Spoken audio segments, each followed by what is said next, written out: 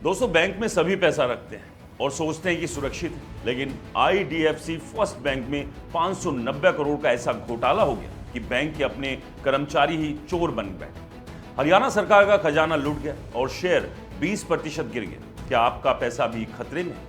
तो इस पूरी कहानी को सुनिए, क्योंकि ये सिर्फ शुरुआत है। दोस्तों नमस्कार, मेरा नाम है राज के वर्मा और आप देख रहे हैं रिपोर्ट। आज की ये रिपोर्ट बैंकिंग दुनिया की सबसे बड़ी सच्चाई पर है, भरोसा। बैंकिंग में भरोसा ही सबसे बड़ी करेंसी, लेकिन जब रक्षक ही भक्षक बन जाए तो क्या कहेंगे। आईडीएफसी फर्स्ट बैंक जो करोड़ों लोगों का भरोसा जीत चुका है, उसमें अब एक ऐसा घोटाला सामने आया जिसने पूरे देश में हड़कंप मचा दी। 590 करोड़, जी हाँ, 550 करोड़ से ज्यादा का फ्रॉड, और वो भी चंडीगढ़ ब्रांच में, जहां हरियाणा सरकार के कई विभाग के अकाउंट थे। ये मामला 18 से 19 फरवरी 2026 के आसपास खुला और अब 23 फरवरी को बैंक का शेयर 20% तक गिरकर लॉर्ड सर्किट लग चुका है। निवेशकों का 14,000 करोड़ से ज्यादा का नुकसान हो चुका है। तो आइए स्टेप बाय स्टेप समझते हैं कि आखिर ये घोटाला हुआ कैसे। सब कुछ शुरू हुआ एक रूटीन रिक्वेस्ट से। हरियाणा सरकार के एक डिपार्टमेंट ने आईडीएफसी फर्स्ट बैंक की चंडीगढ़ ब्रांच से अपना अकाउंट क्लोज करने और पूरा बैलेंस किसी दूसरे बैंक में ट्रांसफर करने की रिक्वेस्ट डाली। जैसे ही बैंक ने चेक किया, पैरों के तले से जमीन खिसकी। पासबुक और सरकारी रिकॉर्ड्स में बैलेंस एक था, लेकिन बैंक के सिस्टम में कुछ हो, मतलब करोड़ों रुपए कागजों पर तो थे, लेकिन असल में गायब। ये डिस्क्रिपेंसी देखते हुए बैंक ने अलर्ट होकर जांच शुरू की। फिर क्या हुआ? 18 फरवरी से हरियाणा सरकार के कई और डिपार्टमेंट्स ने अपने अपने अकाउंट्स चेक करवाए और एक एक करके सामने आने लगी बड़ी बड़ी विसंगतियां। कुल मिलाकर 590 करोड़ का मिसमैच। बैंक ने स्टॉक एक्सचेंज को फाइलिंग में खुद कबूल किया कि ये फ्रॉड चंडीगढ़ ब्रांच के कुछ कर्मचारियों ने किया।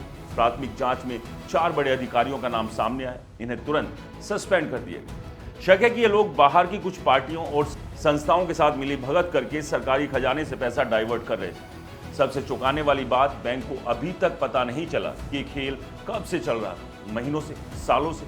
ये अभी राज, क्योंकि सरकारी अकाउंट्स में ट्रांजैक्शन कम होते हैं, बैलेंस चेक भी कम होता है, तो जालसाजों ने इन्हीं को टारगेट किया। बड़े अमाउंट, कम मूवमेंट, परफेक्ट स्कीम। अब बैंक ने एक एक्शन लिया। 20 फरवरी को बोर्ड की स्पेशल कमेटी यानी फ्रॉड मॉनिटरिंग वाली कमेटी की मीटिंग हुई। अगले दिन ऑडिट कमेटी और बोर्ड ऑफ डायरेक्टर्स की इमरजेंसी मीटिंग। बैंक ने केपीएमजी जैसी बाहरी फॉरेंसिक एजेंसी नियुक्त कर दी, जो डिजिटल फुटप्रिंट्स, सर्वर, ट्रांजैक्शन सब खंगालेंगे। जहां पैसा ट्रांसफर हुआ, उन बेनिफिशियरी बैंकों को रिकॉल रिक्वेस्ट भेजी गई। संदिग्ध अकाउंट्स फ्रीज करवाए जा रहे हैं। पुलिस कंप्लेंट फाइल कर दी गई है। आरबीआई को रिपोर्ट किया गया है। आरबीआई गवर्नर संजय मल्होत्रा ने कहा, ये सिस्टमेटिक इशू नहीं, सिर्फ एक ब्रांच का मामला है। एक बहुत जरूरी बात बैंक ने क्लियर किया है कि ये फ्रॉड सिर्फ हरियाणा सरकार के स्पेसिफिक ग्रुप ऑफ अकाउंट्स तक सीमित है। चंडीगढ़ ब्रांच के बाकी ग्राहक या आईडीएफसी फर्स्ट के किसी भी आम ग्राहक के पैसे पर कोई खतरा नहीं। ये सरकारी खातों को टारगेट करके किया गया, जहां बड़ी रकम पड़ी थी और चेक कम होता था। बैंक की कुल कैपिटल और बिजनेस को देखते हुए ये बड़ा झटका है, लेकिन अस्तित्व पर कोई खतरा नहीं। अनुमान है कि फाइनेंशियल ईयर 2026 के प्रॉफिट का 20 से 22% हिस्सा प्रभावित कर सकता है, लेकिन नेटवर्थ पर सिर्फ 1% इंपैक्ट। लेकिन दोस्तों, ये घटना बैंकिंग सिस्टम की खामियों को बेनकाब कर रही। अगर सरकारी पैसा सुरक्षित नहीं, तो हम, आप यानी आम आदमी क्या करें?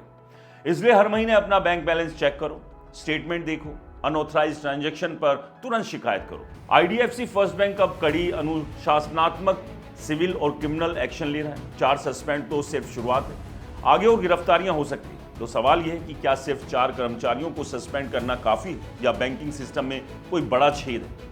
क्या भरोसा टूट गया? हमें कमेंट्स में बताइए। क्या आपके साथ भी, यानी आपके खाते में भी आपके बैंक ने कुछ इस तरह की हेराफेरी की? और हाँ, इस वीडियो को लाइक कीजिए, ज़्यादा से ज़्यादा लोगों को शेयर कीजिए, ताकि हर आदमी अपने खाते, अपने मेहनत की कमाई को लेकर अवेयर हो सके। और कमेंट्स में अपनी कहानी बताइए। साथ ही हमारे चैनल को सब्सक्राइब और फॉलो करना बिल्कुल मत भूलिए। नमस्कार।